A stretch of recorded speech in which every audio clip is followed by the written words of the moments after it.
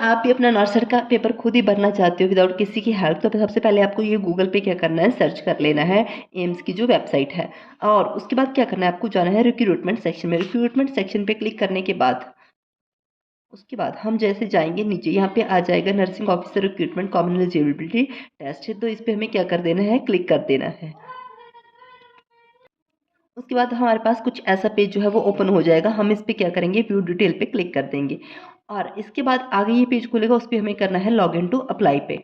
Log in to apply पे क्या करने के बाद आपको क्या क्या करना है, क्रिएट न्यू अकाउंट करना है। क्रिएट न्यू अकाउंट करने के बाद आपको यहाँ पे क्या करना है, फ़ोन नंबर भरना है। वही फ़ोन नंबर आपको क्या करना है, दोबारा से यहाँ पे भरना है। फिर यहाँ पे आपको ईमेल भरनी है, यही ईमेल आपको दोबारा से भरनी है। उसके बाद आपको क्या करना है, जनरेट ओटीपी। हम यहाँ पे अपना भरेंगे, लेकिन हम आपको अपना जो कॉन्टैक्ट डिटेल है वो नहीं शो कर सकते, लेकिन हम आपको फॉर एग्जांपल समझा देते हैं। जैसे ऐसे हमने कोई नंबर जो है वो भर लिया, ठीक है, तो वही जो नंबर है हमें क्या करना पड़ेगा, सेम यहीं पे भरना पड़ेगा। हम एक सेकंड आप वीडियो रोक दीजिए। तो जैसे हम आपको फॉर एग्जांपल समझा दें, 00 हमने भर के दिखा दिया, मतलब जहाँ पे जो ऊपर वाला नंबर भरा है नीचे वाला सेम होना चाहिए। ऊपर वाली ईमेल आईडी जो नीचे वाली ईमेल आईडी है वो क्या होनी, सेम होनी चाहिए। उसके बाद हम क्या करेंगे, जनरेट ओटीपी पे क्लिक करेंगे। तो इसमें क्या आ जाएगा, ओटीपी की ऑप्शन आ जाएगी। जो आपका फ़ोन पे है वो ओटीपी लगाएगा, ईमेल पे आपका ओटीपी लगाएगा। तो जो आपका फ़ोन पे है वो आपको इसको इसमें भर देना है, जो ईमेल पे आएगा वो इस पे भर देना है। तो ये करने के बाद आपके पास ये नेक्स्ट ऑप्शन आ जाएगी। इस पे आपको क्या करना है, यहाँ पे टिक कर देना है कि मैं क्या कर सकता हूँ, 18 साल से जो ऊपर हूँ। ये नहीं करना है वेस्ट डिजिटल लॉकर, इस पे ये वाले पे क्लिक करके कंटिन्यू आपको जो है वो कर देना है। उसके बाद आपको यहाँ पे अपनी डिटेल्स भरनी शुरू करनी है। पहले अपना नाम भरना है, फिर वहाँ पे अपना नाम दोबारा से भरना है, फिर अपने फादर का नेम भरना है, फिर अपनी मदर का नेम भरना है, फिर आप मेल हो फीमेल हो थर्ड जेंडर हो जो भी हो वो भर देना है आपको। फिर अपनी डेट ऑफ बर्थ भर के मैरिड अनमैरिड करके उसको क्या करना है, उसके बाद कंटिन्यू करना है। तो इसके बाद हमारे पास नेक्स्ट ऑप्शन आती है, हमें क्या करना है, एक पासवर्ड जो है वो क्रिएट करना है। वो हम क्या करेंगे, अपना आप कुछ भी स्ट्रॉन्ग सा पासवर्ड है जो आप रख सकते हो। तो देखो इसमें पासवर्ड जब आप क्रिएट करोगे, ये बोल रहे हैं कि आपका पासवर्ड जो है वो 8 से 10 कैरेक्टर का होना चाहिए और उसमें अपर केस, मतलब यहाँ से जो होता है ना ऊपर करके ऐसे अपर केस भी होना चाहिए और लोअर केस भी होना चाहिए, जैसे ऐसे छोटे करके। उसके बाद एक नंबर भी जो है वो होना चाहिए, जैसे कुछ भी नंबर, और एक स्पेशल कैरेक्टर जैसे कि आ गया @। तो ये सारी चीज़ें क्या होनी चाहिए, जैसे इसमें अभी कैरेक्टर्स कम है तो इसमें क्या होने चाहिए, और कैरेक्टर्स जो है वो ऐड होंगे। तो ये सारा आपका पासवर्ड जो है तब ओके माना जाएगा। तो ऊपर आप पे की सारी डिटेल्स जो हैं वो आ जाएँगी। इसके बाद आपको क्या करना है, यहाँ से क्लिक करना है कि हाँ मेरी जो इन्फॉर्मेशन है वो सारी जो ट्रू है। उसके बाद इसको क्या कर देना, ओके करने के बाद सबमिट कर देना है। ये सब करने के बाद आपका क्या हो गया है, जो अकाउंट जो है वो क्रिएट हो गया है। इसके बाद आप क्या करोगे, लॉग इन टू अप्लाई, आप फिर से यही आईडी और पासवर्ड यूज़ करके क्या करोगे, लॉग इन करोगे।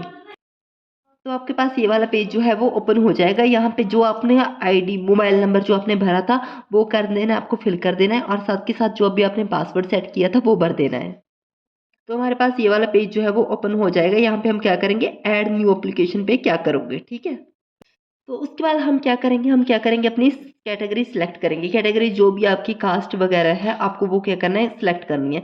जैसे कि आप अनरिवर्स हो, ओबीसी हो, अगर जैसे हम आपको शेड्यूल कास्ट का बताते हैं, क्यों, क्योंकि आपको फिर क्या करना होगा, सर्टिफिकेट जो है वो अपलोड करना पड़ेगा। तो यहाँ पे क्या करने का, आपको वो पिक्चर अपलोड करनी पड़ेगी अपने कास्ट सर्टिफिकेट की, ठीक है। यहाँ पे अपलोड पिक्चर करनी पड़ेगी, ठीक है। और ये बोल रहे हैं जो आपका जो ये पीडीएफ का फॉर्म वो है ना, पीडीएफ इसका क्या होना चाहिए, 2 MB ही होना चाहिए इसकी। जैसे आप डिटेल्स में जाके अपनी पीडीएफ के देख सकते हो कि ये 2 MB का है या फिर इससे ज़्यादा का है। उसके बाद हम क्या करेंगे, नेशनलिटी जो हमारी है इंडियन। उसके बाद स्टेट ऑफ डोमिसाइल जो आपकी स्टेट है, जैसे हमारी क्या करते हैं, हम कोई भी ले लेते हैं। जैसे कि वैसे तो हमारी पंजाब है, पंजाब ले लिया। उसके बाद हमने आईडी प्रूफ जैसे हम क्या करेंगे, हम अपना आधार कार्ड बोलेंगे। आधार कार्ड के बाद हमें वो आधार कार्ड नंबर जो है वो भरना होता है इसमें। उसके बाद इसकी पूछ रहे हैं कि आप कोई एक्स सर्विसमैन हो, तो आपको क्या कर देना है, अगर हो तो यस करना है, अगर नहीं हो तो नो कर देना है।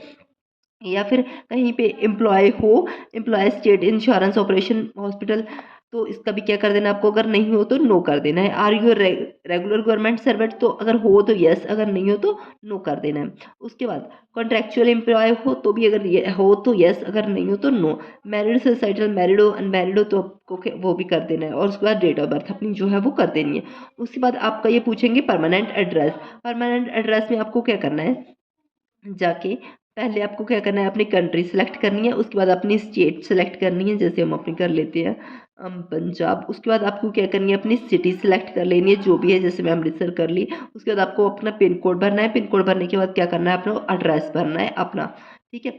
उसके बाद पोस्टल एड्रेस भरना है, मतलब पोस्ट जो भी आपका पोस्ट ऑफिस पड़ता है वो भर देना है, ठीक है आपको। तो यहाँ से ये पोस्टल एड्रेस को जब हम यहाँ से करेंगे तो ये ओपन हो जाएगा। यहाँ से हम क्या करेंगे, अपनी कंट्री इंडिया भरेंगे, स्टेट भरेंगे, सिटी भरेंगे, जो पिन कोड है सही वाला वो भरेंगे, उसके बाद एड्रेस भरेंगे यहाँ पे।